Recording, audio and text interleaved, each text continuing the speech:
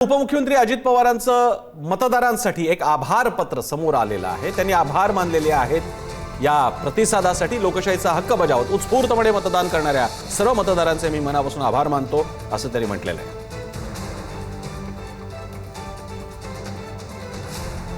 मतदान केंद्रावर सेवा देणाऱ्या अधिकारी आणि कर्मचाऱ्यांच्या मेहनतीबद्दलही मी त्यांचे मनापासून आभार व्यक्त करतो। दरम्यान महापालिका निकालापूर्वी मनसेचे नेते मुंबई अध्यक्ष संदीप देशपांडे यांनी काय ट्विट केले पाहूया। आज मुंबई महापालिकेचे निकाल आहेत। मनसे सैनिकांचं कौतुक। ज्या हिमतीने माझ्या सहकारी महाराष्ट्र सैनिकांनी ही निवडणूक लढवली,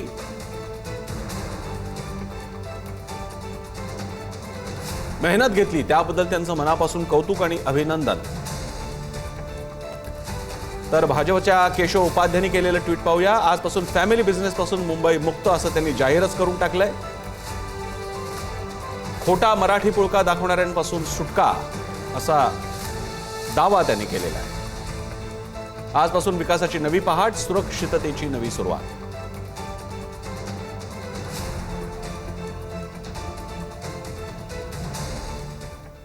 आणि यानंतर आपण आपल्या मान्यवरांकडे जाऊयात चर्चा करण्यासाठी। आपल्यासोबत आहेत सगळ्या पाहुण्यांची पहिल्यांदा ओळख करून देईन। आपल्यासोबत आहेत अवधूत वाघ, भाजपचे ज्येष्ठ नेते प्रवक्ते, त्याचप्रमाणे जयेश वाणी, शिवसेना उद्धव बाळासाहेब ठाकरे पक्षाचे प्रवक्ते, याशिवाय काँग्रेसतर्फे भाऊसाहेब आजबे, विश्लेषक वरिष्ठ पत्रकार संपादक महेश म्हात्रे, नितीन भालेराव नाशिक स्थित आणि वरिष्ठ पत्रकार आहेत, त्याशिवाय पुढारी न्यूजच्या पुढारी वृत्तसमूहाच्या मल्टीमीडिया एडिटर मृणालिनी नानिवडेकर सुद्धा काहीच क्षणात आपल्याला सहभागी होतील। याशिवाय आपल्यासोबत आहेत कांती गाला, जे स्वतः सेफॉलॉजिस्ट आहेत, निवडणूक शास्त्राचे अभ्यासक आहेत। सगळ्यांचं स्वागत। मी पहिल्यांदा म्हात्रेंपासून सुरुवात करेन आणि सगळ्यांकडे जाईन। म्हात्रेजी, मुंबईबद्दल मगाशी सुद्धा नम्रताबरोबर चर्चा सुरूच होती। इतर म्हणजे आज आपण जर का पोल ऑफ पोल पाहिले, एक्झिट पोल पाहिले आणि सर्व जिल्ह्याचा जर का बघितलं तर 29 पैकी जो दावा फडणवीसांनी केला होता, 29 पैकी बहुतांश महापालिका त्यांच्याकडे येतील। बहुतांश काय, जवळपास जर का बेरीज केली तर अगदी कोल्हापूरमध्ये काँग्रेस लार्जेस्ट पार्टी आहे, पण महायुती जर का त्याच्यात अजित पवारांना पण जोडून घ्या तर त्यांची सत्ता बघायला मिळते। महाराष्ट्राच्या जर का हे खरं ठरलं तर, हे खाली एक लाईन ठेवली पाहिजे, हे खरं ठरलं तर महाराष्ट्राचा बदलता शहरी मुखवटा हा जो तोंडावळा आहे तो काय सांगतोय?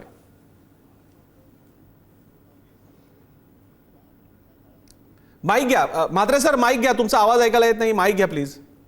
नमस्कार। प्रसन्न, आपण खूप महत्त्वाचा प्रश्न विचारलेला आहे, जो म्हणजे महाराष्ट्राच्या एकूण राजकीय बदलाचा वेध घेणारा हा प्रश्न आहे। आपण सगळेजण जाणतो की जेव्हा महाराष्ट्र राज्याची स्थापना झाली त्यावेळेस महाराष्ट्रामध्ये नागरी भूभागात राहणाऱ्या लोकांची संख्या ही 28% होती आणि आत्ता ही संख्या 55% वर गेलेली आहे। आणि त्यामुळे असेल कदाचित 2014 पासून आपल्याला नागरी भागातील नेतृत्वाकडे महाराष्ट्राचं नेतृत्व आलेलं आपल्याला पाहायला मिळालं। आपण पाहिलं की याआधी महाराष्ट्राचे मुख्यमंत्री हे पश्चिम महाराष्ट्र असेल, मराठवाडा असेल, विदर्भाच्या ग्रामीण भागातून महाराष्ट्राचे मुख्यमंत्री येत होते। परंतु 2014 पासून जे सलग 3 मुख्यमंत्री महाराष्ट्राने पाहिले, हे तीनही मुख्यमंत्री शहरी भागातले आहेत, शहरी पक्षांचे आहेत। म्हणजे शिवसेना आणि भारतीय जनता पक्ष या दोन्ही पक्षांना कायम काँग्रेसच्या तत्कालीन नेत्यांनी शहरी पक्ष म्हणून त्यांच्यावर टीका केली, त्यांना हिणवलं, कारण तुम्हाला भुईमुग खाली लागतात का वर येतात हे माहिती नाही, अशा पद्धतीच्या कॉमेंट्स त्यांच्या नेतृत्वाबद्दल केल्या जात होत्या। या सगळ्या पार्श्वभूमीवर हे जे नवं बदलाचं वारं आहे, हे नवं बदलाचं वारं ज्या राजकीय पक्षांनी ओळखलं, म्हणजे 1991च्या खाजगीकरण, उदारीकरण आणि जागतिकीकरणानंतर जे सामाजिक बदल झाले, त्या सामाजिक बदलाचा सगळ्यात महत्त्वाचा भाग हा नागरीकरणाची वाढ होणे। आणि आज महाराष्ट्र हे तमिळनाडूच्या खालोखाल क्रमांक 2चं सगळ्यात मोठं नागरीकरण झालेलं राज्य आहे। तर या नागरी वाढत्या भूभागाचं लोकप्रतिनिधित्व आपल्याला विधिमंडळात आणि पर्यायाने नेतृत्वामध्ये पाहायला मिळतं। आता ज्या प्रकारे देवेंद्र फडणवीस असतील, त्यांच्या सोबतचे अजित पवार आणि एकनाथ शिंदे असतील, हे तिन्ही नेते हे नागरी भागाचं प्रतिनिधित्व करणारे आहेत बरं. आणि खरं अत्यंत चोखपणे राजकारण करणारे आहेत. त्यामुळे परवा आपण बघितलं की निवडणुकीचा निकाल अंतिम टप्प्यात आला आणि काल मतदान झालं. हे झाल्यानंतर अजित पवार यांनी सर्वप्रथम आपल्या कार्यकर्त्यांना बोलवलं आणि त्यांनी जिल्हा परिषद निवडणुकीची आखणी केली. बरोबर. देवेंद्र फडणवीस हे उद्या दावोसला निघालेले आहेत. म्हणजे यांनी ज्या पद्धतीने निवडणूक लढली ही निवडणूक पूर्ण तयार. हा मुद्दा महत्वाचा आहे म्हात्रेंचा. त्याचं कारण म्हात्रे जो मुद्दा उपस्थित करतायत त्याचा उल्लेख राज ठाकरे उद्धव ठाकरेंनी पण केला होता की या निवडणुका काय आहेत. सीएमना इतका आत्मविश्वास आहे की निकालानंतर लगेच ते दावोसला सुद्धा चाललेले आहेत. म्हणजे निकालामध्ये जर का भाजपचा सुपडा साफ होईल का वगैरे त्यांना चिंताच नाहीये. ते दावोसला चाललेले आहेत. हा आत्मविश्वास कुठून येतो अशी टीका शिवसेनेने केली होती उद्धव ठाकरेंनी. मी जयेश वाणींकडे जातो, त्यानंतर आशुतोष पाटील आणि न्यूज रूम मधल्या गेस्टकडे येतो. जयेश वाणी, 2-3 गोष्टी मी तुमच्याकडे घेऊन येतोय. Exit poll of the poll आणि सगळ्या गोष्टी पाहता केवळ मुंबईच नाही महाराष्ट्रामध्ये महायुती स्वीप करते. आता याच्यात मी सरळ महायुती म्हणतोय कारण तुम्हालाही माहिती आहे की एकदा निकाल आल्यानंतर अजित पवार जिथे शिंदे स्वतंत्र लढत आहेत ते सगळे एकत्र येणार आहे ते आपल्याला माहिती आहे. त्यामुळे महायुती स्वीप करते. इतकंच नाही, सीएम तर चालले सुद्धा दावोसला. शिवसेना या चित्राकडे कसं बघते, उद्धव ठाकरेंची शिवसेना? नाही, आम्ही कसं बघतोय यापेक्षा महाराष्ट्र या सगळ्या गोष्टींकडे कसं बघतोय मला ते कळायला मार्ग नाही. म्हणजे अजित पवार पुण्यामध्ये सभा घेऊन पुण्यामध्ये पत्रकार परिषद घेऊन भाजपवरती टीका करतात. भारतीय जनता पार्टी अजित पवारांवरती टीका करते. भारतीय जनता पार्टीचे नेते एकनाथ शिंदेवरती टीका करतात. एकनाथ शिंदे भारतीय जनता पार्टीला उत्तर देतं. या सगळ्या रसमिसळीमध्ये, या सगळ्या गोंधळामध्ये, राजकीय गोंधळामध्ये नेमकं जनतेला गृहीत धरलं जात आहे का की आम्ही कसेही वागू, आम्ही कसंही काहीही केलं तरी जनता आम्हाला मतदान देणार आहे? मला असं वाटतं हा प्रश्न या प्रश्नाचं उत्तर तर महाराष्ट्राने दिलं पाहिजे. प्रत्येकाने आपल्या आतमध्ये एकदा विचारलं पाहिजे स्वतःला की काय हा महाराष्ट्र असा पाहिजे होता का? राहिला मुद्दा एक्झिट पोलचा, त्या एक्झिट पोल विषयी पुन्हा तेच मी बोलणार नाही. जे सातत्यानं तो डिफेन्स घेतला जातो की यापूर्वीचे अनेक एक्झिट पोल खोटे ठरलेले आहेत, हाही खोटा ठरेल. मला त्याच्या पुढे जाऊन म्हणायचं आहे, मला हे म्हणायचं आहे की एक्झिट पोलचे जे आकडे आले आहेत, जे काही आले असतील मुंबईच्या बाबतीत तर अगदी स्पेसिफिक मी असं म्हणतो की अजूनपर्यंत आता माझ्याकडे 9 वाजून काहीतरी 16 मिनिटं वगैरे झालेली आहेत. अजूनपर्यंत निवडणूक आयोगाने मुंबईची एकूण मतदानाची टक्केवारी घोषित केली नाही. मग एक्झिट पोल कशा तयार झालेत? किती लोकांनी मतदान केलं असं एक्झिट पोलचं म्हणणं आहे. किती लोकांच्या आधारावरती त्यांनी एक्झिट पोल काढला. सॅम्पल साईज वरती आपण नको जाऊयात, पण जिथे आकडेवारीच कन्फर्म नाहीये खुद्द निवडणूक आयोगाची, त्याच्या आधीच एक्झिट पोल जर येणार असतील तर मला असं वाटतं की आपण 11 वाजेपर्यंत थांबलं पाहिजे. 11-12 वाजेपर्यंत निकाल नक्कीच क्लिअर होतील. बरं, हा एक गंभीर मुद्दा उपस्थित केलाय जयेश वाणींनी. निवडणूक आयोग या सगळ्या निवडणुकीमध्ये गेल्या 2-3 महिन्यांपासून यापूर्वी ईव्हीएम मधले कथित घोळ याबद्दल काँग्रेसच्या राहुल गांधींपासून अनेकांनी केलेली टीका. मुंबईमध्ये आल्यानंतर दुबार मतदार हा मुद्दा आदित्य ठाकरेंनी लावून धरला. अमित ठाकरेंनी सुद्धा त्या प्रेझेंटेशनमध्ये भाग घेतला. तिसरा मुद्दा यानंतर याद्यांमधले घोळ हाही मुद्दा पुढे आला. चौथा मुद्दा विधानसभा निवडणुकीच्या वेळी मतदान केंद्रांवरती जाता न येणं, मतदान केंद्रांवरती सोयी नसणं, लांबच लांब रांगा लागणं, त्यामुळे मतदान कमी होणं, हे मुद्दे होते. आणि हे कमी म्हणून की काय, काल दिवसभरामध्ये बोटावरची शाई जाते हा मुद्दा झाला. आणि जे लोक दाखवत होते की शाई जाते त्यांना गुन्हेगार ठरवलं गेलं. आशिष शेलार म्हणाले की जे बोटावरची शाई मिटवतायत ते गुन्हेगार आहेत. मी दाखवतोय आणि गुन्हा दाखल होतो ते काय गुन्हा दाखल होत नसतो. आयडीसी मध्ये काही प्रोव्हिजन नाही. जयेश निवडणूक आयोगाने पत्रक काढलेलं आहे की असा मी दाखवतो माझ्या बोटावर मी काढली नाहीये. बघा तुम्हाला गुन्हेगार ठरवतील. मला तुम्ही चर्चेसाठी हवे आहात, मला तुम्ही पुढारी न्यूजवर चर्चेसाठी हवे आहात. मला माहिती आहे. आणि बरं ठीक आहे, मी गंमत करत होतो. तुम्हाला काय कोणी जेलमध्ये नेत नाही, तुम्ही वकील आहात जयेश, तुम्हाला काय कोणी हात नाही लावणार. मी अवधूत वाघांकडे जातो. अवधूत वाघजी, निवडणूक आयोगावरच्या टीका टिप्पण्या एका पातळीनंतर पण काल सुद्धा आपण बघत होतो. हे खरंच आहे, तुम्ही तर वयाने सगळी ज्येष्ठ मंडळी या, तुम्ही तर अनेक निवडणुकांपर्यंत पाहिलेलं. एक काळ असा होता की म्हणे बोटाला लावलेली शाई नंतर 2 महिन्यापर्यंत राहायची, थोडंसं परत उडायचंच. ते काळ कुठे? आणि आता बघा बोटावरचं मार्करचं सगळं जातंय. याच्यातला बाकीचा मुद्दा सोडून द्या. शेवटी सगळ्यांना कॉमन सेन्स आहे की बोटावरची शाई गेल्याने काय जाऊन तुम्हाला मतदान करता येत नाही, कारण तुमच्या नावासमोर यादीमध्ये फुली मारलेली असते निवडणूक आयोगाच्या कर्मचाऱ्यांनी की हे मतदान झालेलं आहे. हे आम्हाला माहिती आहे. पण तरी सुद्धा या यंत्रणांबद्दल काहीच नाही का वाटत तुम्हाला, एक एक नागरिक म्हणून, एक पक्षाचा जबाबदार पक्षाचा कार्यकर्ता म्हणून? खरं म्हणजे हा प्रश्न वाघांना नाही तर वाघमारेंना विचारला पाहिजे. महाराष्ट्राच्या निवडणूक आयोगाचे जे मुख्य आहेत वाघमारे, त्यांना हा प्रश्न विचारला. ही चांगली कोटी होती. स्थायीचा प्रश्न आहे आणि दुबार मतदाराचा प्रश्न आहे आणि जे काही प्रश्न तुम्हाला विचारायचे ते तुम्ही त्यांना विचारा.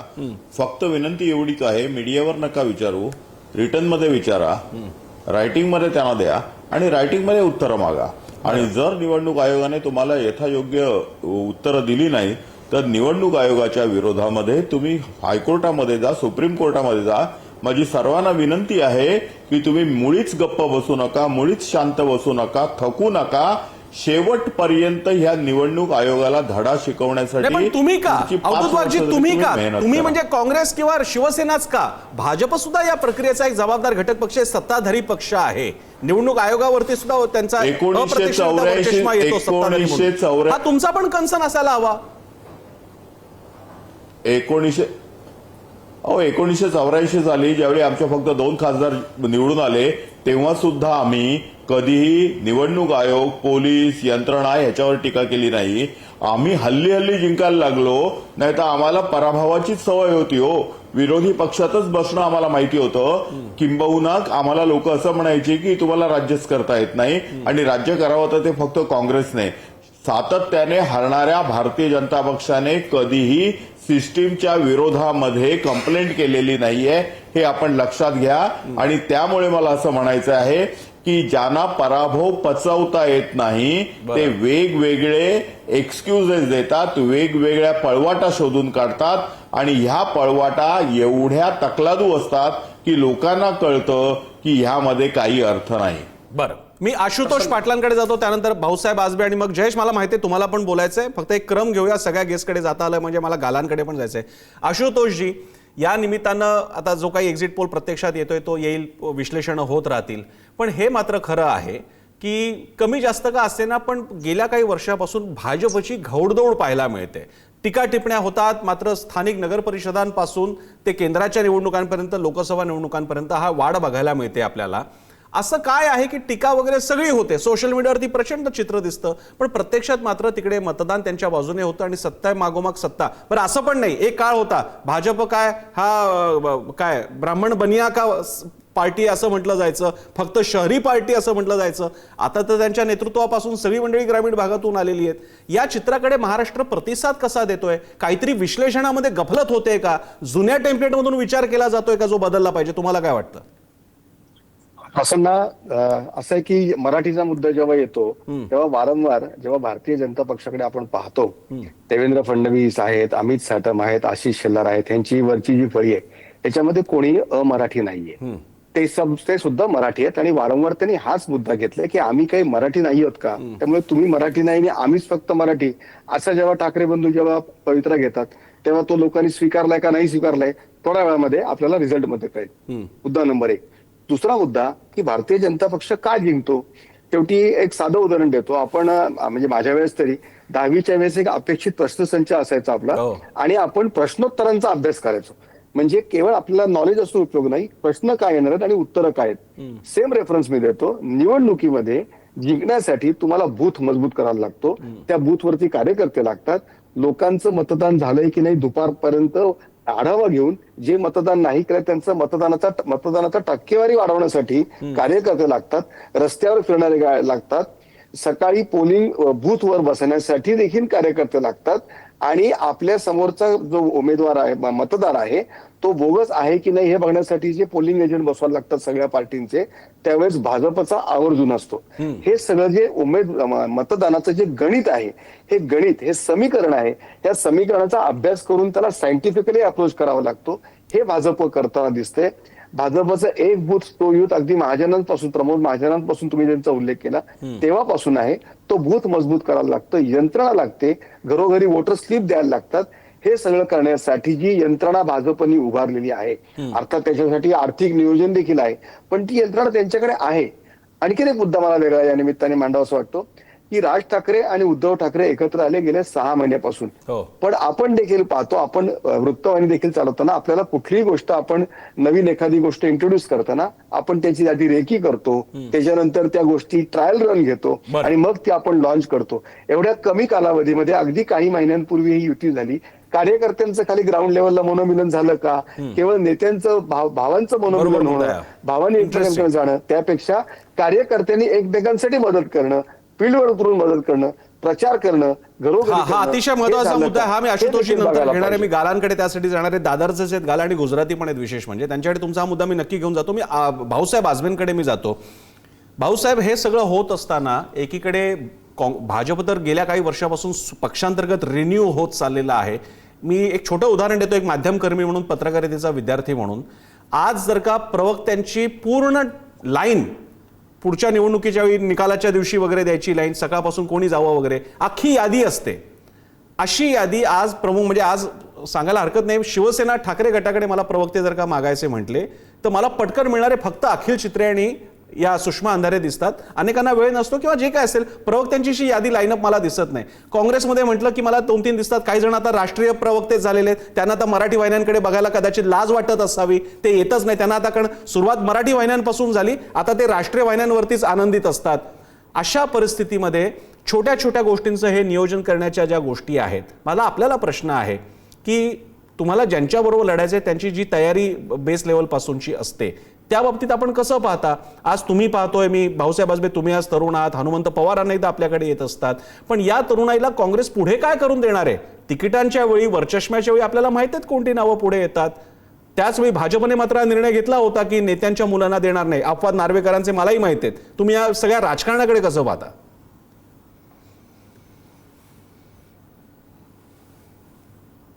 माईक घ्या, तुमचा माईक बंद आहे भाऊसाहेब. यस प्रसन्नजी, तुम्ही जो प्रश्न विचारला त्याच्या उत्तराकडे येण्याआधी वाघ साहेबांनी जो खोटं बोलण्याचा कॉन्फिडन्स दाखवलाय त्याच्यावरती मला 1-2 वाक्य बोलू द्या.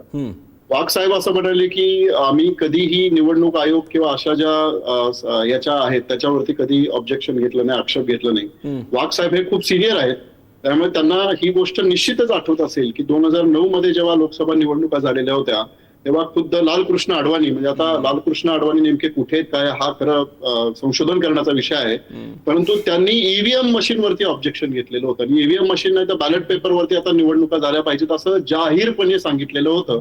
आता नेमकं याचंच विस्मरण वाघ साहेबांना कसं काय झालं किंवा त्यांचा जो खोटं बोलण्याचा जो कॉन्फिडन्स आहे त्याचं कौतुक करावं तेवढं कमी आहे.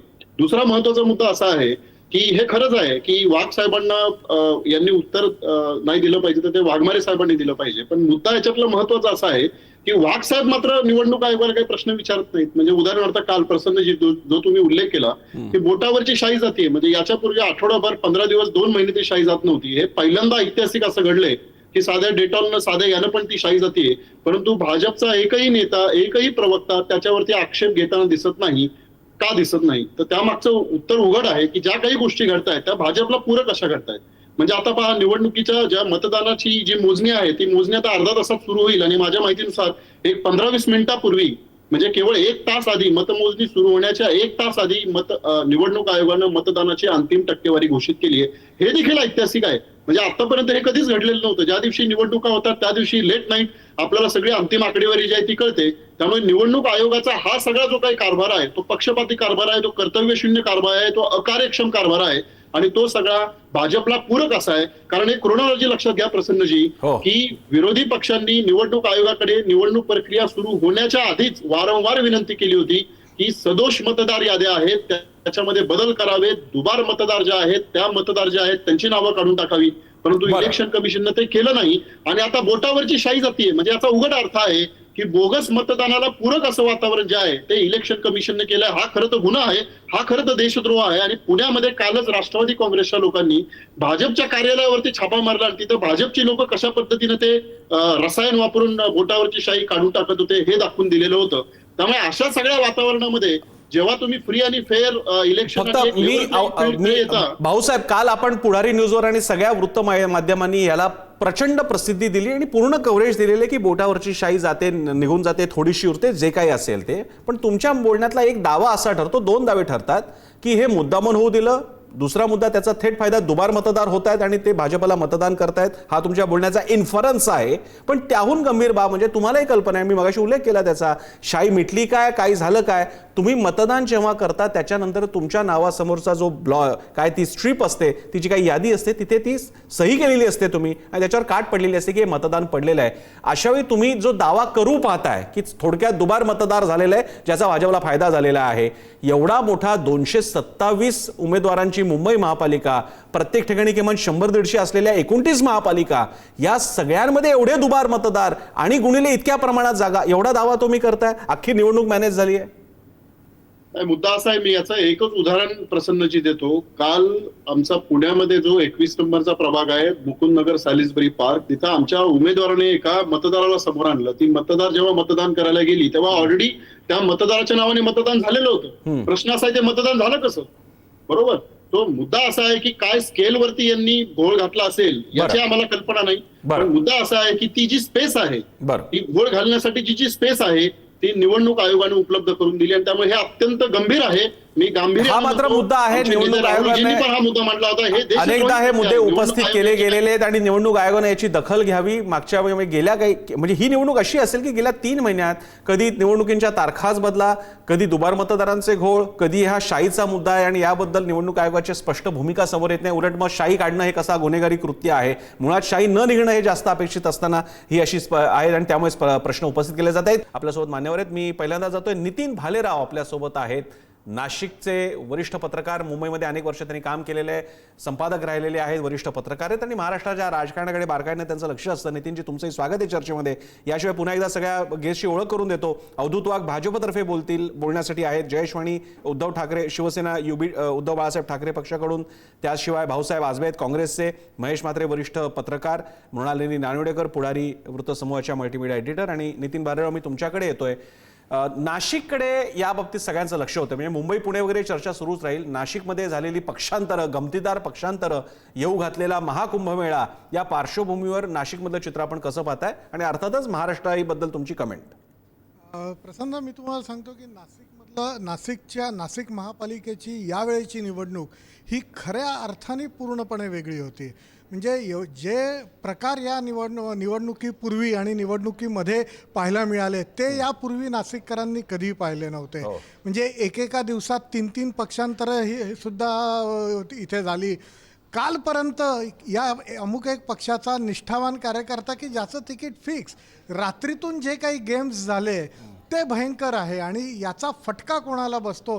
सत्ताधारी भाजपला बसतो का विरोधक त्याचा फायदा उठवायला यशस्वी ठरतात? हे पाहणं अत्यंत मनोरंजक ठरणार आहे. कारण यावेळेला नाशिककडे सगळ्यांचं लक्ष असण्याचं मुख्य कारण कुंभमेळा. कुंभमेळ्याला जवळपास 2,500 ते 3,000 कोटी रुपयांचा निधी हा नाशिक महापालिकेला अपेक्षित आहे आणि त्या दृष्टीने नाशिक महापालिका कुठल्याही परिस्थितीत आपल्याच हातात असली पाहिजे याकरता भाजपनी साम दाम दंड भेद याच्याही पलीकडे असलेले सगळे उपाय त्यांनी योजले. जंग पछाडलं. प्रत्येक वॉर्डाचा अभ्यास केला. ज्या वॉर्डामध्ये भाजपचे उमेदवार कधीही निवडून आले नव्हते त्या वॉर्डातले इतर पक्षातले जे निवडून आलेले उमेदवार हे पक्षामध्ये बळजबरी घेतले किंवा काय दबावाने घेतले, आय डोंट नो. पण ज्या पद्धतीने हे सगळं झालं ते नाशिककरांना कुठेतरी निश्चितपणे दुखावणारं आहे की आयुष्य एखाद्याचं जर काँग्रेसमध्ये जातं आहे, आयुष्य हे भाजप आणि संघ परिवाराच्या विरोधात लढणारा माणूस हा एका रात्रीत भाजपमध्ये येऊन भाजपचा शेला अंगावर कडून का ट्रिपल इंजिन सरकार आणि आपल्याला नाशिकच्या विकासाच्या गोष्टी करतो, हे पाहणं म्हणजे नाशिककरांच्या दृष्टीने दुर्दैव होतं. त्याच्यामुळे हा जो सगळा नाशिकचा निकाल असणार आहे हा खूपच इंटरेस्टिंग हे असणार आहे. अवधूत वाघांबद्दल बोलायचं, फक्त एक ब्रेकिंग न्यूज येते तेवढी घेऊन मी अवधूत वाघांकडे प्रतिक्रियेसाठी जाईन. वाघ सर, मी येतो तुमच्याकडे. आपण पाहूया आताची महत्वाची अपडेट. काय ब्रेकिंग बातमी आहे? संभाजीनगरच्या अभियांत्रिकी महाविद्यालयात पोलिसांकडून लाठीचार्ज करण्यात आलेला आहे. आताची आलेली बातमी ही दृश्य पाहतोय आपण संभाजीनगरमधली. इथल्या मेडिकल कॉलेजच्या परिसरात पोलिसांना लाठीचार्ज करावा लागला. ते कोण लोक आले होते तिकडे, ते काय करत होते याची माहिती आपल्याला अपेक्षित आहे.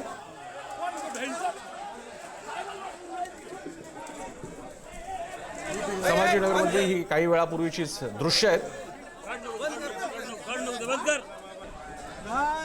संभाजीनगरच्या अभियांत्रिकी महाविद्यालयात या परिसरामध्ये पोलिसांकडून लाठीचार्ज करण्यात आला.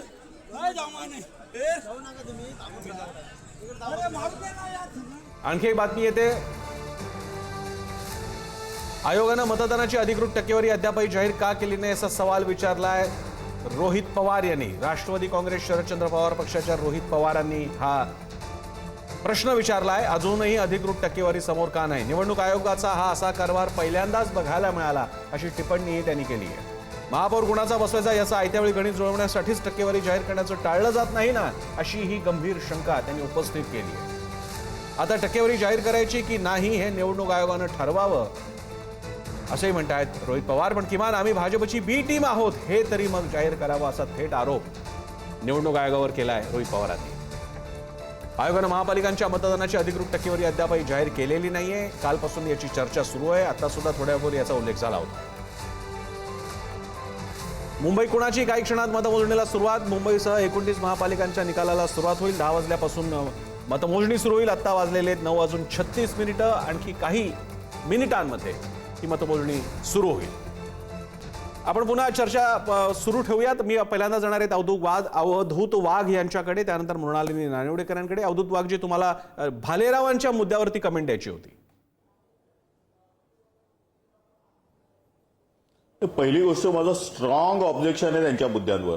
पहिली गोष्ट ते म्हणाले की इतर पक्षातली लोक बळजबरीने जबरदस्तीने भारतीय जनता पक्षाने उचलून आणली. अहो काय ते काय खेळणं आहे का? त्या पक्षामधला एक मोठा जो माजी नगरसेवक असेल, माजी महापौर असेल, माजी उपमहापौर असेल, गेली 30 वर्ष 40 वर्ष काम करणारा माणूस असेल तर त्याच्या निष्ठा एवढ्या तकलादू आहेत का की एका रात्रीमध्ये चेंज होतात? असं नाही ना. तर त्याच्यामुळे उचलणं बिचलणं काही नाही. ज्यावेळी त्यांना वाटलं असेल काही ना काहीतरी कारणामुळे भारतीय जनता पक्षामध्ये यावं त्यामुळे ते येतात. दुसरी गोष्ट तुम्ही म्हणालात की अनेक वर्ष काँग्रेसमध्ये राहिलेला माणूस एका रात्रीमध्ये आपली ही करतो आणि भारतीय जनता पक्षामध्ये जातो, ते दुर्दैव आहे. कोणाचं दुर्दैव आहे? तुमचं दुर्दैव आहे का? तुम्ही कशाला चिंता करताय कोणाचं दुर्दैव आहे? ते काँग्रेसचं दुर्दैव असेल पण ते समाजाचं दुर्दैव नाहीये, ते भारतीय जनता पक्षाचं दुर्दैव नाहीये. ते कदाचित तुमचं दुर्दैव असेल किंवा काँग्रेसचं दुर्दैव असेल. तर त्यामुळे पक्षांतरं जी होत असतात ती भारतीय जनता पक्षातनं पण इतर पक्षामध्ये जातात, काँग्रेसमधनं शिवसेनेमध्ये जातात, शिवसेनेतनं इतर याच्यात हे होत राहतं. याच्यामध्ये दुर्दैवाचा काय प्रश्न आहे? आपण आता ही एक राजकीय प्रक्रिया समजून घेतली पाहिजे की पूर्वीसारखं राहिलं नाही. आता पक्षांतरही होत राहतात. काही ना काहीतरी कारणं असतात. ज्यावेळी नेते आपला स्टँड चेंज करतात, नेते ज्यावेळी आपली भूमिका चेंज करतात, त्यावेळी तुम्हाला असं वाटतं का की कार्यकर्त्यांनी सुद्धा त्या नेत्यांच्या बदलत्या भूमिकेमध्ये राहावं? नाही. त्यामुळे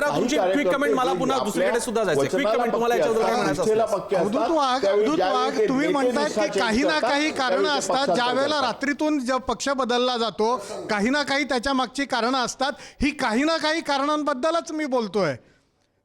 नाशिकमध्ये 3 वॉर्ड असे आहेत की जिथे संपूर्ण तुम्ही दुर्दैवी हा शब्द वापरला, तुम्ही दुर्दैवी हा शब्द वापरला तिथपर्यंतच मर्यादित आहे. नाही पॅनल तुम्ही विरोधी पक्षांच्या नेत्यांकडनं हे करतात. म्हणजे तुम्हाला उमेदवार जर मिळत नसेल 3 वॉर्डांमध्ये, म्हणजे 12 उमेदवार जर तुम्हाला मिळत नसतील तर मग एवढी वर्ष एक पक्ष म्हणून तुमची जी बांधणी असते एखाद्या शहरामध्ये, ती बांधणी कुठेतरी कमकुवत झालं आहे हे मान्य करा ना तुम्ही. दुर्दैवी एका शब्दावर अडून तुम्ही हे करतात. तसं मग तुम्ही हेही स्पष्ट केलं की रात्री तुम्ही काही बोलावं. त्या 2014 पासून आजपर्यंत तिन्ही इलेक्शनमध्ये 3 आमदार आमचे निवडून आलेले आहेत आणि आमच्याकडे उमेदवार नाही, आमची बांधणी फसली आहे. अहो केवढं आता आजही नाशिकमध्ये 122 जागांपैकी 122 जागांवर भाजपचे उमेदवार नाही आहेत.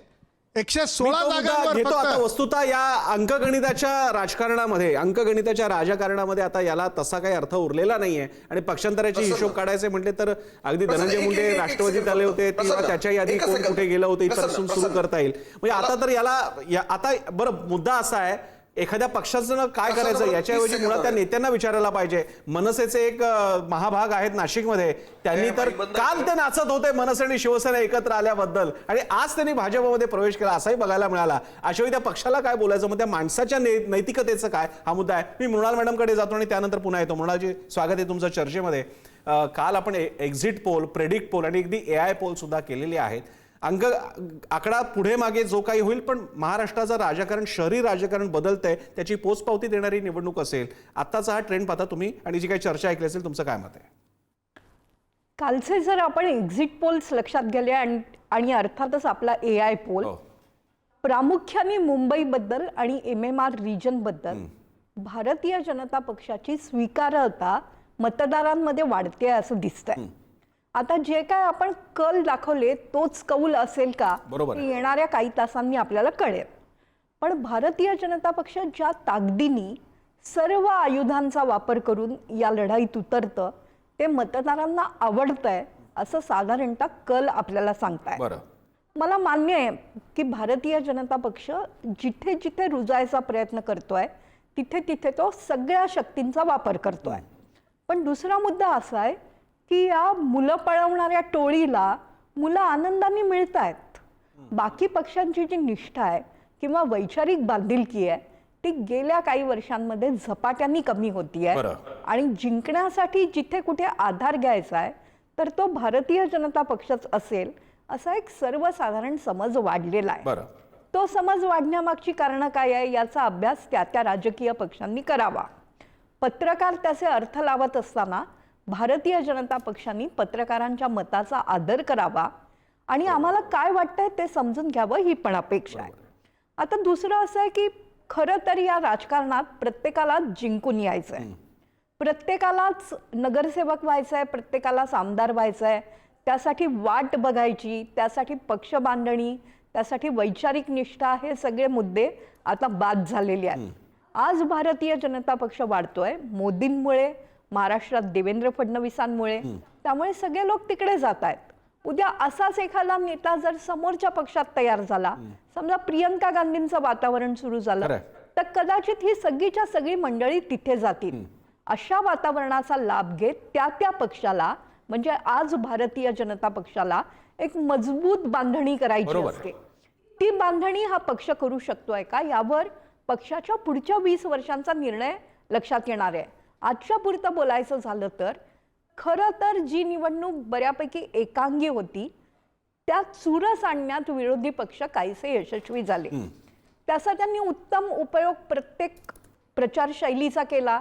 ठाकरे बंधूंनी मीडिया स्पेस ऑक्युपाय केली. अजितदादा हे सरकारचा भाग आहेत, पण ते पुणे आणि पिंपरी चिंचवडमध्ये अत्यंत ताकदीने समोर आले. त्यांनी भारतीय जनता पक्षाच्या करिश्म्याला आवाहन दिलं. आता हे सगळे मतभेद 17 तारखेला संपतील आणि सगळे एक येतील का, हा एक मुद्दा. आणि एक आल्यानंतर जो कोण जिंकेल तो महाराष्ट्राच्या विकासाचा खऱ्या अर्थाने वेध घेईल का, हा दुसरा मुद्दा. यानंतर पुढे जाण्यापूर्वी आपल्या न्यूजरूम मधल्या आणि बाहेरच्या गेस्टकडे जाण्यापूर्वी एक ब्रेकिंग घेऊयात. मुंबईमधल्या मतमोजणीबद्दलची ब्रेकिंग येते, आपण पाहूया. मुंबईत एकूण 14 टेबलवर मतमोजणी पार पडणार आहे आणि कमीत कमी 4 तर जास्तीत जास्त 8 राऊंडमध्ये ही मतमोजणी होणार आहे. त्यामुळे सुमारे एक अंदाज असा पत्रकार व्यक्त करतायत की दुपारचे 2 ते 3 वाजू शकतात सगळा निकाल आपल्या समोर यायला. मुंबईत सर्वात शेवटी 199 प्रभागांची मतमोजणी होणार आहे. पुढील 15 मिनिटात मतमोजणीला सुरुवात होईल आणि त्यानंतरच्या काही जवळपास 15 मिनिटाच्या 20 मिनिटाच्या काळात, म्हणजे 10:15 ते 10:20 पर्यंत आपल्याला काही कल हातात यायला सुरुवात होईल. बॅलेट पेपरवरील मतमोजणी पहिल्यांदा होणार आहे आणि मुंबईत एकूण 14 टेबलावर ही मतमोजणी पार पडणार. मी पुन्हा एकदा आपल्या स्टुडिओतल्या आपल्या न्यूजरूमच्या गेस्टकडे मी जातो. मगाशी या मुद्द्यांवरती जोरदार चर्चा सुरू होती. गालांकडे जातो. सचिन परबही मला दिसत आहेत, पुढारी न्यूजचे सल्लागार आपल्यासोबत आहेत आणि महेश म्हात्रे दिसत आहेत. एकदा सगळ्या गेस्टची ओळख करतो, कारण काही गेस्ट बाहेर पण बसलेले आहेत. मला जयेश मणी आहेत आपल्यासोबत, शिवसेना उद्धव बाळासाहेब ठाकरे पक्षाचे, अवधूत वाघ भाजपकडून, आशुतोष पाटील वरिष्ठ पत्रकार संपादक, भाऊसाहेब आजबे काँग्रेसतर्फे आणि आमच्या न्यूजरूममध्ये आमच्यासोबत आहेत सचिन परब, महेश म्हात्रे, गालाजी जे स्वतः विश्लेषक आहेत आणि अनेक वर्षांपासून त्यांनी मुंबईचं राजकारण बघितलेलं आहे. त्यांचं सुद्धा कांती गालांचंही स्वागत आणि त्यांच्या बाजूला आहेत नितीन भालेराव. मी गाला यांच्याकडे जातो. गालाजी, मला तुमची एक आयडेंटिटी फार इंटरेस्टिंग वाटते. एक मराठी मुंबईकर, मराठी गुजराती माणूस, जो मूळचा गुजराती आहे, उत्तम मराठी बोलतो. आपल्याला जे भाषिक अस्मितेचं राजकारण मुंबईत पाहायला मिळालं, त्या पार्श्वभूमीवर मला सांगा की शिवसेना, मनसे आणि मराठीचा मुद्दा, हा मुद्दा भावनिक करण्यात आला होता, पण आता आपण जरा थोडं अधिक टोकदार विश्लेषण करायला हरकत नाही. पण आजही मुंबई महापालिकेची निवडणूक भाषिक अस्मितेवर लढली जाणं असा विचार करणं, मी गेले अनेक निवडणुका मी पाहतोय, मुंबई तुटणार, मराठी माणसाचं अस्तित्व वगैरे, पण आता हे नॅरेटिव्ह सोडून वेगळं नॅरेटिव्ह आणण्याची वेळ आली आहे का? आपण आता ह्या जे नॅरेटिव्ज आहे का ॲक्च्युली ग्राउंड रियालिटी आहे ते आपल्याला आता काही क्षणात कळेल. हो. पण मी तुम्हाला एक पर्टिक्युलर, मी सेफोलॉजिस्ट म्हणून आहे, विश्लेषक म्हणून मी एक पर्टिक्युलर सांगतो. हो. मी ज्या वॉर्डमध्ये वोटिंग करतो ते वॉर्ड नंबर 191, ह्याचं रिझल्ट किंवा ह्याचं जे कल आपल्या हातात येईल आणि हो. फायनल रिझल्ट कळेल, त्याच्यावरनं आपल्याला एक अंदाज येईल की मराठी अस्मिताचा जो मुद्दा होता की दोन ठाकरे बंधू ज्यावेळी एकत्र आले त्यावेळी आपल्याला अंदाज आलेला की हा मुद्दा निवडणुकीत येणार आहे आणि भाजपला पण त्याची हे आलेली म्हणून त्यांनी आपली आखणी वेगळी केलेली आहे. बरोबर. पण 191 वॉर्ड एकच असं वॉर्ड आहे मुंबईतल्या 4 वॉर्डपैकी जिथे डायरेक्ट फाईट आहे. म्हणजे फक्त उबाठाचे विशाखाताई आहे आणि शिवसेना म्हणजे शिंदे गटचे प्रिया सरवणकर आहे. हे भाग असा आहे जिथे शिवसेनाची स्थापना झालेली आहे. दादरचाच भाग आहे म्हणजे जिथे माननीय राजसाहेब तिथे वोटिंग करणार आहेत ह्या वॉर्डमध्ये. दुसरं कुठलंही उमेदवार नाही आहे. शिवाजी पार्क ह्या वॉर्डला लागून आहे जिथे 10 तारीखला एक खूप यशस्वी सभा राजसाहेबांची पार पडलेली आहे. तर ह्याच्यामध्ये विशाखाताई ते माझी आत्ता कॉर्पोरेटर होते, त्याच्या आधी ते महापौर होते, विधायक होते आणि 2 का 3 वेळ ते निवडून आलेले आहेत. ते डायरेक्ट फाईटमध्ये 2 मराठी उमेदवार उभे आहेत. तिथे आपल्याला विक्टरी पहिलं तर कोण जिंकते ते बघायला पाहिजे. हो. आपण असं गृहीत धरूया की खरंय. विशाखाताई जिंकल्या तर विक्टरी मार्जिन का पर्सेंटेज आपल्याला कळेल की मराठी ॲक्च्युली दादरचे मराठी वोटर्स जे out and out 95% Marathi voters आहे या वॉर्डमध्ये, 5 ते 10% वेगळे भाषिक आहे, त्यात थोडेफार गुजराती आहेत. तर आपल्याला ॲक्च्युली ह्या पर्सेंटेजवरनं समजेल की हा मुद्दा ग्राउंड मी रियालिटी तुम्हाला थोडंसं थांबवतोय. मला याबद्दल पुन्हा एकदा आपण आपल्या जे पॉलिटिकल गेस्ट आहेत त्यांच्याकडे जाऊया. त्याच्यापूर्वी सचिन परब सुद्धा आहेत. सचिन परबजी, मुंबईचं राजकारण हा आपल्या खास आवडीचा विषय आणि मला सचिन परबांकडे येताना दरवेळी मला मनसेची ती एक्सक्लुझिव्ह बातमी आठवते, शिवसेनेतून राज ठाकरे वेगळे होतानाची. बराच काळ लोटलेला आहे. मिठी नदीतून बरंच पाणी वाहून गेलेले, अरबी समुद्रामध्ये अनेक लाटा आल्या आणि गेल्या. सचिनजी, माझा आपल्याला तोच प्रश्न आहे जो मी गालांना विचारला, मराठी अस्मितेचं राजकारण आजही रिलेव्हंट उरलेलं आहे का?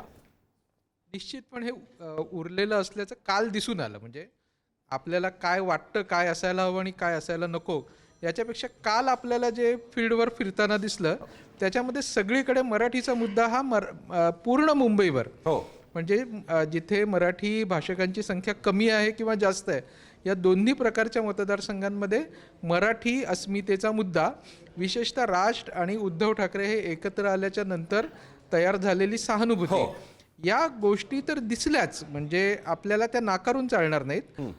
त्या प्रत्यक्ष निकालामध्ये किती परावर्तित होत आहेत आणि त्या प्रत्यक्ष नगरसेवकांच्या संख्येमध्ये किती आहेत आणि प्रत्यक्ष मतदानाच्या वाढत्या किंवा कमी झालेल्या टक्केवारीत किती आहेत, हे सगळं आपल्याला समजून घ्यावं लागेल. पण आजही हा मुद्दा होता हे मात्र आपल्याला कबूल करावं लागेल, कारण काल शहरातलं वातावरण मात्र निश्चितपणे या मुद्द्याच्या भोवती फिरत होतं. बरं, मी आशुतोष पाटलांना बहुधा याच विषयावर बोलायचं आहे. आशुतोष पाटीलजी, म्यूट आहात तुम्ही, म्यूट आहात आशुतोषजी, म्यूट आहात तुम्ही.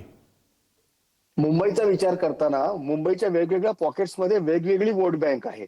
दक्षिण मुंबईतली वोट बँक, मध्य मुंबईतली वोट बँक, नॉर्थ मधली वेगळी, ईस्ट मधली वेगळी.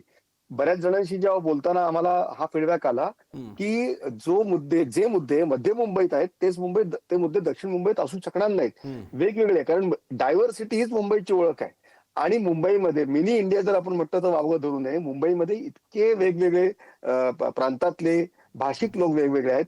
त्यामुळे जिथे मराठी पॉकेट आहे, जे गालन जे सांगितलं की दादर माहीम मधले वोटर काय करतात, हे एक आपल्याला एक सॅम्पलिंग म्हणून पाहता येईल की मराठी माणसाला मराठी अमराठीचा मुद्दा पटला की नाही पटला. पण अमराठी भाषिकांच्या तिकडे हा मराठी आणि अमराठीचा मुद्दा हा योग्य ठरू शकणार नाही.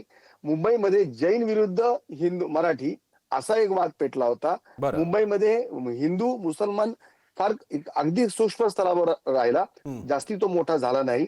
मी मगाशी देखील म्हटलं की 93च्या दंगलीनंतर जे मुद्दे होते ते आज रिलेव्हंट नाहीयेत. त्या बॉम्बस्फोटानंतरचे मुद्दे आज रिलेव्हंट नाहीयेत. इंटरेस्टिंग. माणसाच्या पोटाला मुंबईत येणारा जो अर्थार्जनासाठी येणारा मुंबईतला जो पूर्ण राज्यातून देशातून येणारा जो माणूस आहे हो. त्याच्यासाठी त्याला सुविधा काय मिळाल्या, त्याला वाहतुकीचे मुख्यतः आपल्या आयुष्यातला मुंबईकरांचा मोठा वेळ हा वाहतुकीत जातो, प्रवासात जातो. प्रवासाची सुविधा मला कोण देतंय? मला मुंबईवरून मंत्रालयाला जायचं असेल, मला बोरिवलीवरून चेंबूरला यायचं असेल, वेगवेगळ्या ठिकाणी जाताना येताना माझ्या प्रवासाचा वेळ कमी झाला का आणि तो कमी झालेला वेळ मी माझ्या कुटुंबियांना दिला का? बरोबर आहे, हे बरोबर आहे. हा मुद्दा मी घेतो. आशुतोष, या मुद्दा असे घेऊन मी मुद्दे आहेत. जयेश वाणींकडे जातो. जयेश वाणींपासून आपण या मुद्द्याची सुरुवात करूयात आणि मी सगळ्यांकडे येईन. जयेश, काही इंटरेस्टिंग गोष्टी मी तुम्हाला एक रेफरन्ससाठी सांगतो. थोडासा प्रश्न मोठा होईल माझा.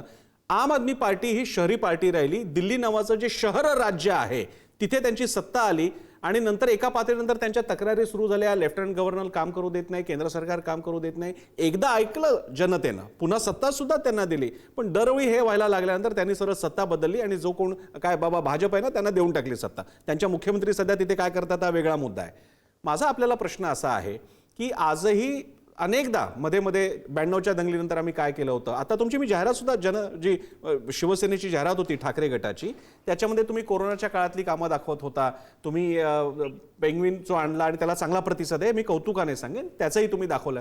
पण जनतेच्या गरजा आणि अपेक्षा याच्या पलीकडे. तुम्हाला छोटं सांगतो जयेशजी, अमित ठाकरेंची मी मुलाखत घेत होतो, त्याच्यात त्यांनी सांगितलं की कॅन्सर हॉस्पिटल ही माझी एक ॲम्बिशियस योजना आहे की जे झालं पाहिजे. मी त्यांना उपप्रश्न विचारला नाही की 1.25 कोटीच्या मुंबईमध्ये कॅन्सर हॉस्पिटलची गरज समजा काही लाख जणांना असेल, पण 1.25 कोटीच्या मुंबईसाठी अनेक मोठ्या गोष्टी गेल्या पाहिजेत. आदित्य ठाकरे म्हणतात ही निवडणूक वॉटर गटर मीटरची, असं ते शिवाजी पार्कवर म्हणाले होते. त्याबद्दल लोकांची टीका अशी आहे जयेशजी की 25 वर्षाच्या सत्तेनंतर अजूनही मुंबई महापालिका म्हणजे वॉटर गटर मीटर आहे का? मी तुम्हाला हे विचारतोय, या महत्वाकांक्षांना चोखण्यात आपण कमी पडलाय का?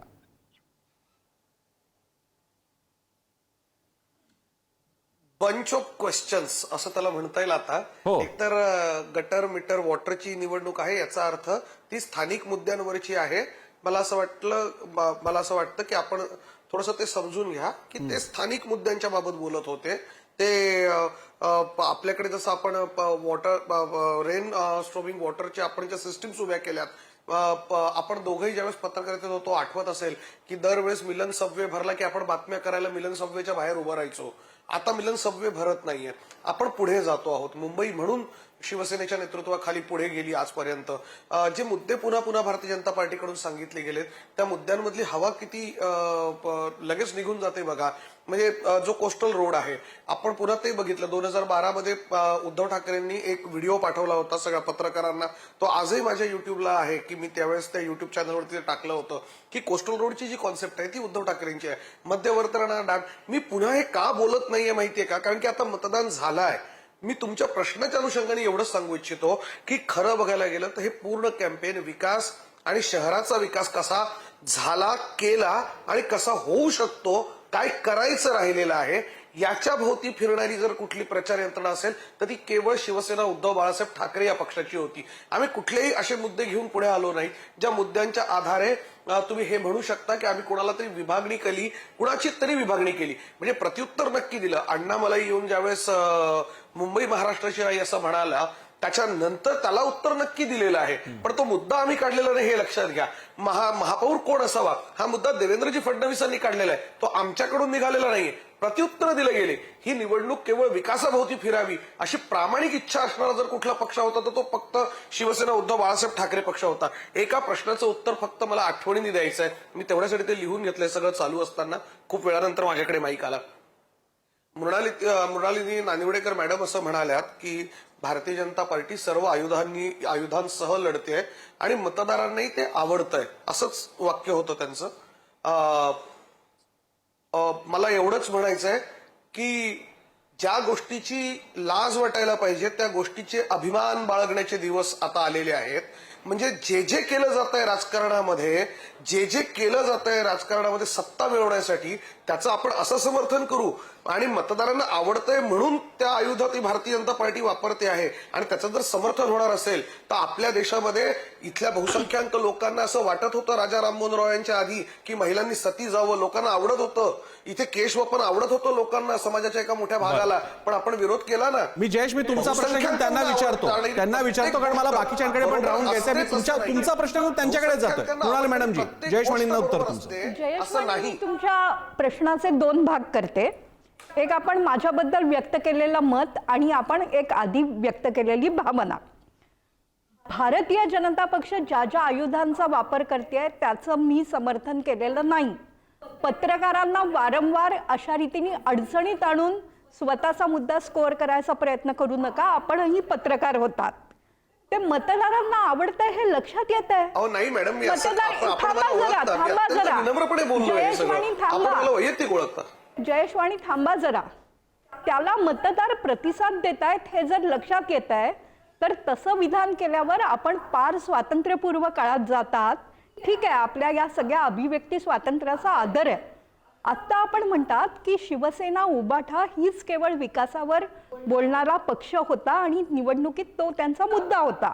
स्वाभाविक आहे, स्वागत आहे या मुद्द्याचं.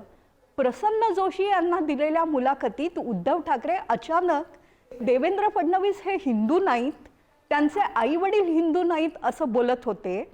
म्हणजे मग ही निवडणूक प्रत्येकानेच आपापल्या परीने आपापल्या मुद्द्याला न्यायचा प्रयत्न केला. त्यामुळे आता मतदान संपलंय.